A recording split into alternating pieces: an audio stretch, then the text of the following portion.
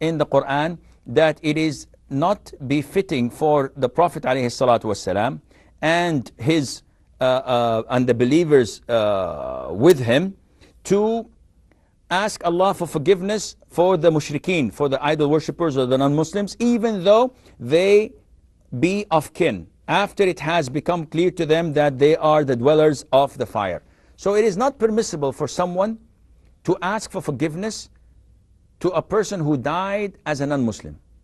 And this was addressed to the Prophet ﷺ when he wanted to seek forgiveness for his uncle, Abu Talib, who took care of him and who protected him and who guarded him from the harms of the idol worshippers.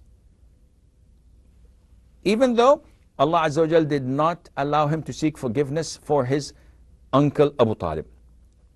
Not only that, the Prophet told us, ﷺ, and the hadith is in Sahih Imam Muslim, when a man came and said, "O Prophet of Allah, where's my father?" And the Prophet, being revealed to from Allah, told him, "Your father is in hell."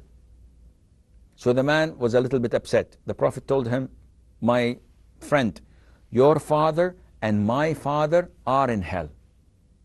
So the Prophet told us about his father, that he's in hell.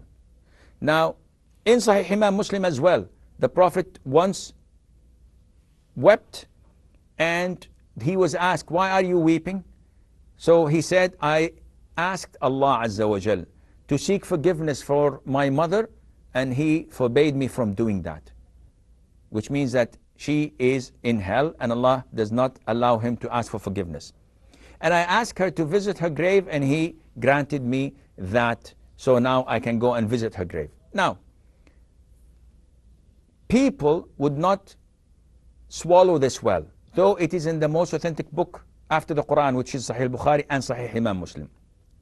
And generally speaking, it's the Sufis who do not accept this, and they fabricate and they make lies about the Prophet ﷺ when they give hadiths and say that Allah gave life to them, so they accepted Islam and they died once again. All of these are fabricated and lies. There's no hadith as such.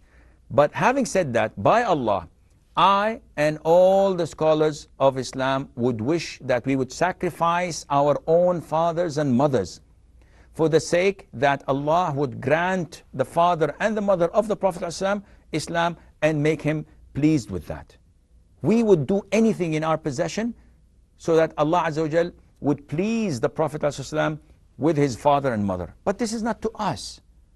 Now, people who have their own personal vendetta would come and say, Wahhabi Sheikh, super Salafi or Salafi or whatever. Why? They try to label us so that they would think that they would gain more and more followers where they can eat from them when they give them the money. Unfortunately, this is the case. We go out of our way to follow the Sunnah of the Prophet ﷺ, to teach it to the people, to implement it in our lives, in our families, in our neighbors. We love the Prophet ﷺ, but when it comes to what he has himself said, that his father and his mother are in hell, what do you want me to do? Allah tells us in the Quran about Ibrahim, the Khalil of Rahman, his father is in hell. Are you going to say now, yeah, but there's somewhere that Allah gave him back to life and then he accepted Islam and he died again? We know about the wife of Prophet Nuh and Prophet Lot, and they were all disbelievers. We know what Prophet Nuh said about his son. "Oh Allah, what you have said is the truth and he is my son," but he died as a kafir. So Allah Azza wa Jal forbade him from asking mercy to him because he is a bad deed. He's bad news. And Nuh immediately repented to Allah Azza wa Jal and sought Allah's forgiveness. So, in short, those who died non-Muslims, we consider them to be kafir, disbelievers. Now, generally speaking, they're in hell.